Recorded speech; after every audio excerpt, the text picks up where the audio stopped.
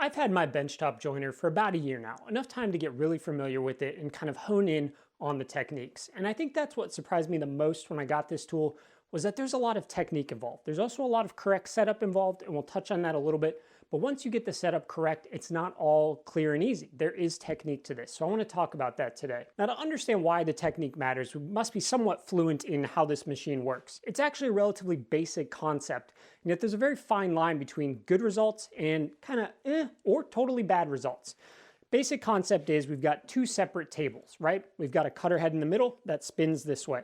This table is higher and is set directly to match the height of the cutter head that is in there.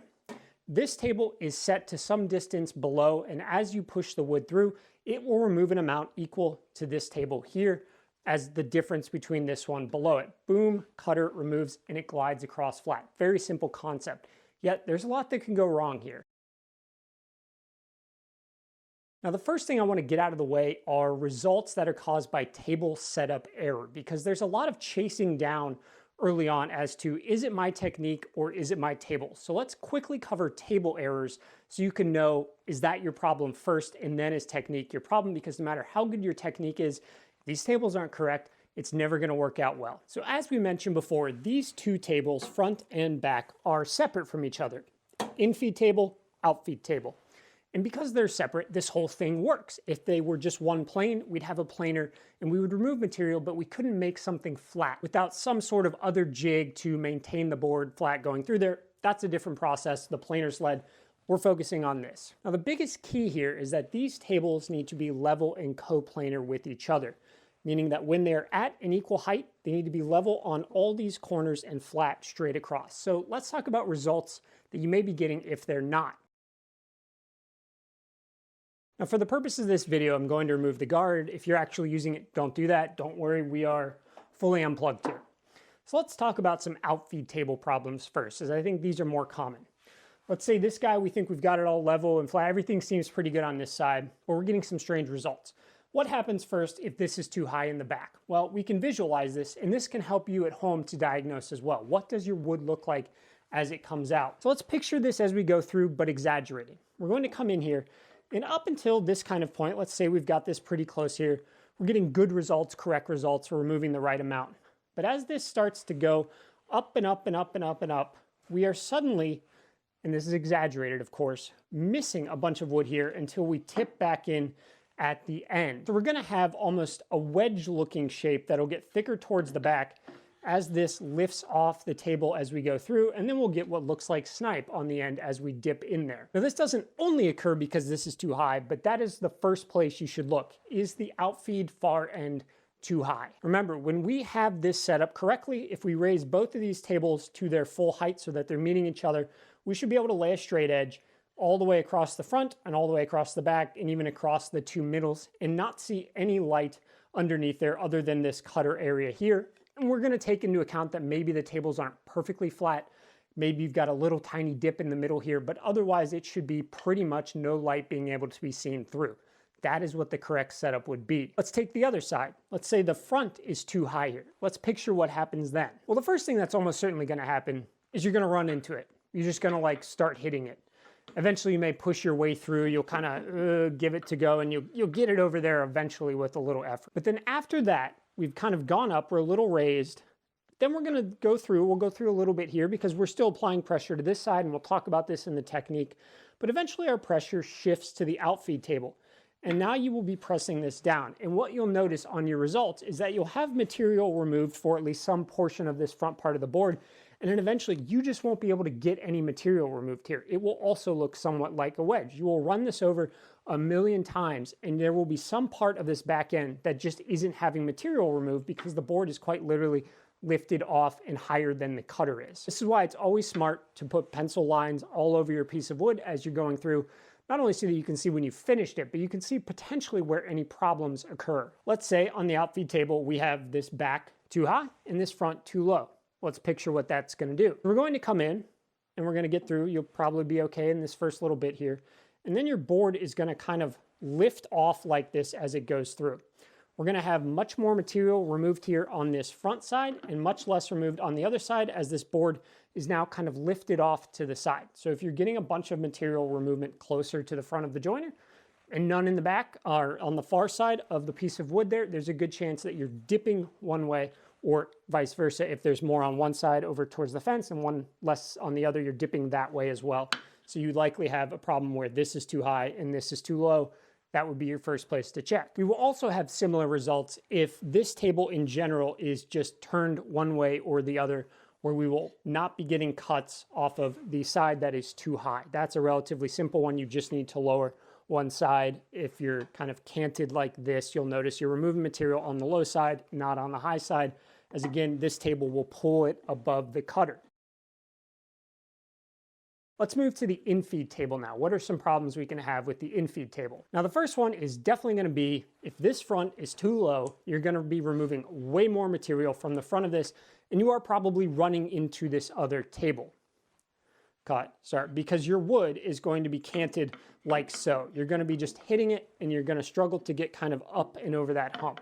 So if you find yourself continuously going in and you're just kind of running into this table here, it's likely because this back end is too high and therefore this front end is too low. You're angling down and in, you're hitting it. Well, what if the front is too high and or the back is too low?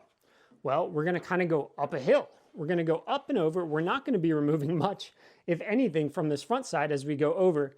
Then somewhere in the middle, we're going to kind of hit as we start to transition our pressure over there. Again, a technique part, and then we're going to have some taken off in the middle here, and then eventually this will have lifted up at the end, and we will not be having any over here. You'll have this almost arch or arc kind of U-shaped through the middle. You're removing material here, but not on these ends because our board is up, over, and then it's up again. So if that is the problem, you've probably got this too high / this too low, one of the two, or both of them together. If these are off left or right, or one is too high, one is too low in these four corners, you're going to have the same result that you have if the other one is, where you're going to be removing material from one side more so than any of the other sides. All of this will not be discovered on your first pass. Usually you're removing high spots early. You're not going to see it on your first pass. But once you've got all the material that you think should be removed, but you're just seeing either places where you're not removing material or you just keep getting these very weird wedge spots, that likely means you have a table issue or a technique issue. And we'll now talk about the technique issue. Now, when it comes to the technique, we have a few underlying key things here. The first is going to be reference surface. When we set up the jointer, and we talked about the tables earlier, and this includes the fence, everything is referenced off of these three surfaces: infeed, outfeed, fence, in relation to the cutter head. This is important because most bench tops come with these two work support extensions. I think they're often slightly misleadingly sold as allowing you to have a gigantic jointer. That is not the case. If you take a straight edge, I assume on most of these models, mine for sure, these are not perfectly flush, level, and even with either of the tables. They are not meant to be reference surfaces. They are meant to have kind of support as we're coming in and out if we've got a heavy piece or a really long piece. It's a great feature, but you have to understand its limitations. Think back to our table setups. Let's say this one is below and we start applying pressure over it. We're going to start doing this to our board. We don't want to do that. It might as well have the tables incorrectly set up at that point. So we want to avoid putting any pressure over these two. Our pressure is going to be on the reference surfaces, all three of them. Now, when it comes to pressure, I have a 60-40 rule. This is just kind of my way of personally thinking about it. Now, I'm obviously not going to restart your heart here, but guiding is the key here. We do not want to be slamming this down and into the table. We want to be guiding this across. And in order to do that, I split my pressure up into 60% forward, 40% down. The next key principle is we should not be applying downward pressure over this cutter head through this cut. Always remember that in your head. Now, some people lift their hand off quite literally. I don't like to do that. I just feel like it's awkward. I know some jointers have a fixed bar over here and you have no choice. I don't personally love doing that. You can if you want. If that keeps you from applying pressure downward over that cutter, then that's going to work for you. But for those of us who are okay with keeping our hand down and on, all we have to do is make sure that we remember the location of this cutter. Even if you need to make a mark somewhere along your fence to do that, that's important. Now, because we are wanting to guide this across, we don't need a giant amount of downward pressure. That's where I get my 40% from. 40% is down and 60% is through because we are engaging resistance in that cutter head. So there is a required amount of force to push in and through that. Now this 60-40 is not necessarily all in one area and stable throughout. There are transition moments, and this all is happening in your head as you're going through, which is why this takes a little bit of time to get used to. You have to be doing these calculations as you're making sure you're safe and your hands are away and you're paying attention to what you're doing. Eventually it will come much more naturally, but at the beginning you do have to think about it. Now I'm going to say up front, there is nothing wrong with pausing, as in, let's say you just don't feel like your pressure is right. Just as long as you have one hand holding this down to the table so this doesn't kick back out, you can kind of pause this really quickly to kind of set your pressure here. You don't have to keep this moving the entire way through. And in the cases of many longboards, you honestly can't, because we have to transition our pressure. The way this is going to start out is we're going to have our 40% downward on the infeed table only. This applies for longboards, shortboards, any sort of boards. And we're going to move through. We are still pressing more forward because we are engaging with that cutter head now. And as I'm coming through, let me get that up and over there. We are coming through. My hand is now getting towards the cutter head. I do not want to apply pressure there. Like I said, some people lift off and over. I don't. I just maintain my downward pressure here, and this just becomes forward pressure until I have cleared the cutter head, at which point I do want to have downward pressure now on the outfeed table, as well as my infeed table, until that engages with the cutter head. When that engages with the cutter head, it is being pressured down to basically zero, and the pressure here is now my 40% down, and both are at 60% forward, and we go right over. We don't want to accidentally ram our board down into the cutter head and kind of remove this U shape of material. Much like a planer, it will smash things down. Those rollers will push that wood down. It will remove the material, but then the wood will pop back up. We don't want to be doing that ourselves. We don't want to be flattening the wood with just pressure and then having it spring back up with an amount of material removed, but not actually solving the problem of our board not being flat. So 60-40, 60 through, 40 down, and that applies for all points of our transition. Let's say we need a longboard, because that gets a little more awkward. So I've got this piece of wood right here, and I personally think benchtop joiners work best on under 4 feet. I had problems with over 4 feet getting kind of enough reference surface, so I'm going to use something that's around 40 some inches, whatever it is. Again, remember, we've got our work support here. That is not a reference surface, but it is supporting as we kind of get our way in here. So I like to come in, and I've got my pressure over the tables, and we're pushing forward, gliding through, 60% forward, 40% down. Now, you don't have to immediately transition over here. If you need to pause and bring this one back a little bit to keep it moving, that's fine. I usually like to have some of it over there if I've got a larger amount remaining back here before I then transition forward. At this point, I feel pretty comfortable to now take my hand to the other side, not applying downward pressure over the cutter. And now I've engaged here. At this point, I can then hold that temporary tiny little pause and move back here forward. I can pause again and have this here. And this is relatively quick, right? We're moving kind of forward like that. We're not, at least I'm not taking this giant long pause, but it is a pause in the movement to move forward. So I've got this one clearing the cutter head. These are now both having downward pressure, 40% or so, 60% is moving through. And I'm getting over to now closer to the end. Well, I can't really, kind of just move these both over right away. So what I need to do is to come through here, and then definitely before I hit this cutter head with this hand, relocate back, and then I'm just guiding over, and now I can place my downward pressure again. I don't want to have it tipping in on the way out, or we will get really bad snipe going through there. These ones take a little bit more practice, the longer boards, because there are multiple transition points to not only keep it steady, but to also move it through. And this is why benchtop joiners, the shortcoming here. We don't have this long reference surface. We are limited to this area right here, which is where we can place our pressure. It's unfortunate, but the upside is the cost and the size, which is very alluring. I am extremely happy with mine. Take nothing negative out of that in terms of I am very happy with this. Yes, a giant one would be awesome, but this one, for me, I get great results. Now, once we've got the face flat, we move to our edge jointing. And our pressure principles change here a little bit because we don't have to worry about downward force onto the face. We've taken our flat face, it's all nice and good, and we apply it up against the fence. Now, as we're going through, we actually want to have most of our pressure up against this fence. It's very important to make sure that the only thing really contacting stably is the fence. We don't want to try to be angling this down here, or else it's not going to remove a 90-degree edge. So we have our pressure coming in. We do, of course, have to move this somehow. Now on Now on bigger boards, I do like to use a paddle because these get relatively lengthy. And again, we can take our little pauses as long as we are making sure we're not letting this fly back and out. You don't have to worry about your pressure inwards over the cutter head here, but we do have to worry about our downward pressure over the cutter head. So I like to go through. Again, I don't have to worry about that pressure. I generally hold more on the back side. I am less worried about that leading front edge. I know where my fence is starting. The face is flat, so it should make contact as long as I have some portion of this flat face against the fence. The other part should be against the fence too. So we come through here.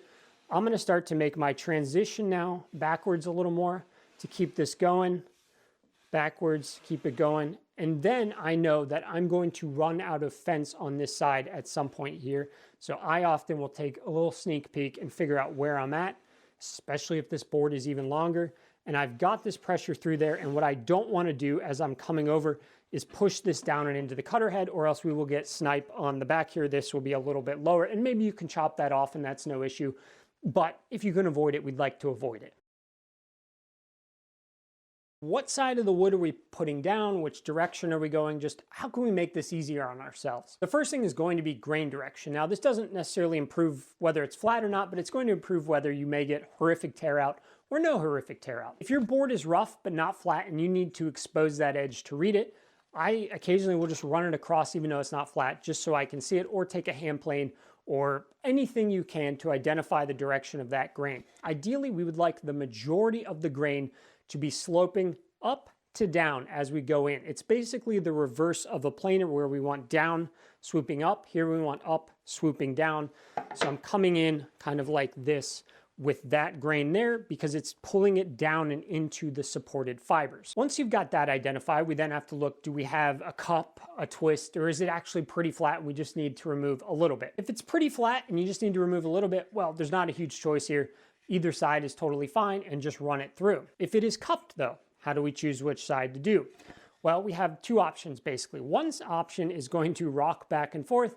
The other option is going to have a hollow in the middle. And this presents two different problems here, but one is the, in my opinion, correct choice. The correct choice for me is going to be placing the hollow facing down. So I want that hump on the up side. The main reason for this is, in my opinion, it is much harder to control that you're going through straight if you have this ability to rock back and forth. There's just no reason to do it. If you apply your pressure and you move your hands at all and you rock this back and forth as it's going through the cutter head, it's going to be taking off kind of an equal rocking amount of material as it goes through. So we'd like to avoid that. So ideally, you want to place that hollow, that cup, facing down towards the table. That leaves those two skinny edge reference surfaces as our high points. It will slowly remove those two as it goes through until it gets to flat. It works much better that way. However, when we have the hollow facing down, we have the problem of, if we apply too much downward pressure, we are going to temporarily flatten this board. It will remove material. Then as it comes out the other side and we remove that pressure, it will still have that cup in it. So we have to make sure, this is where we keep in mind our 60-40 principle. We do not want to be smashing that down to the table, or it will still come out cupped on the other side, but just with material removed. I do, though, in the case of a cup, like to keep my hands generally in the middle of the board, unlike a twist where you have to kind of pick your positioning here. With the cup, I don't see any reason to necessarily offset them. We just need to pay attention to our pressure. So the cup, relatively straightforward. It's a pretty easy one to work with.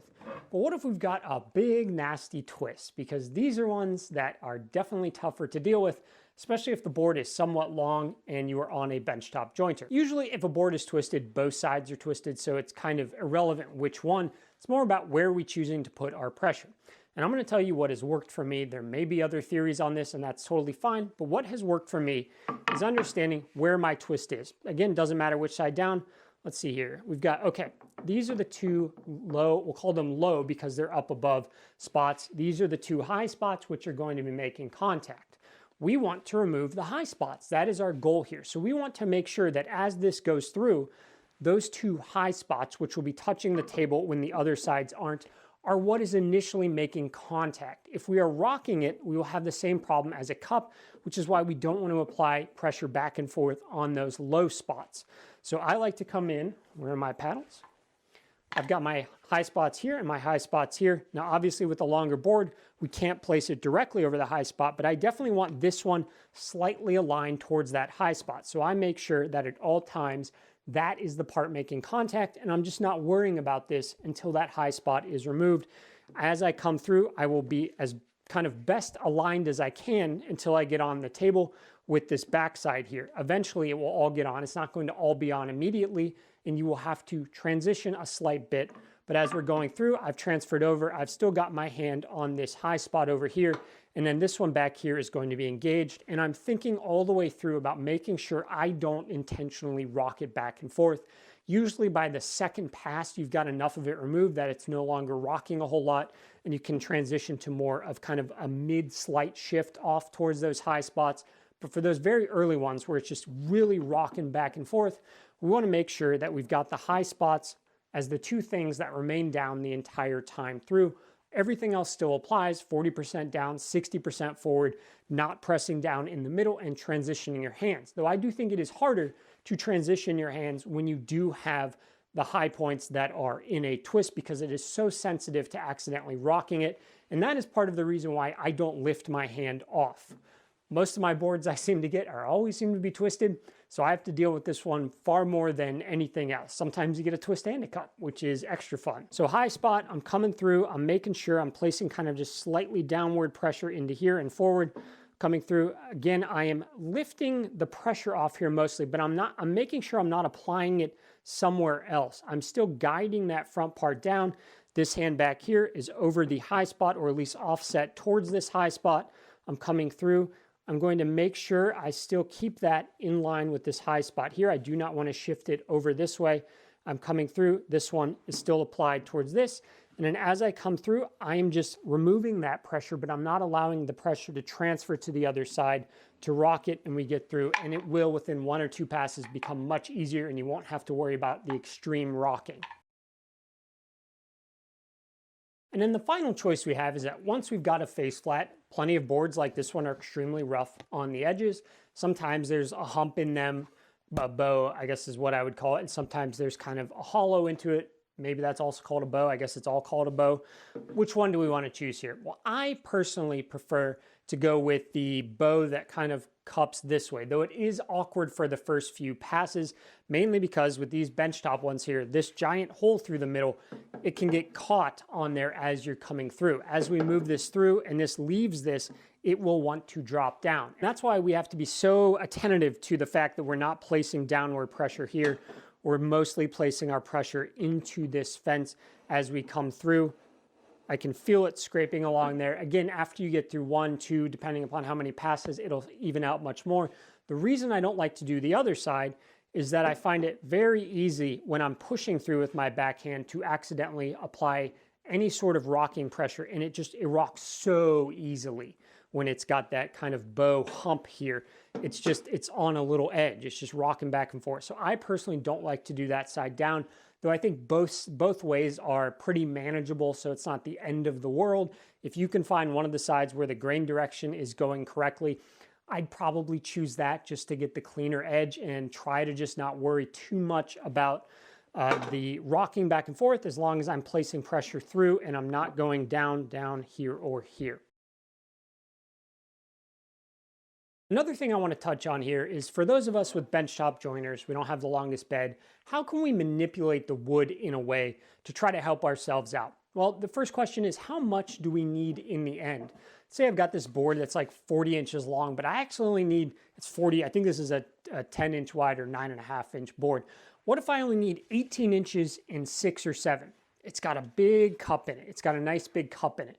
What happens if I kind of remove a rough amount? Maybe I take 7.5 with my jigsaw or my pull saw or my bandsaw, and then I cut out, maybe 20 inches, something like that. Well, it's going to remove a lot of that cup and a lot of that length that's going to require more material removed when we have that giant cup there. We're removing one of the ultimate low points over here, or high points, excuse me, and suddenly our high point is now here, which is much closer in line with this.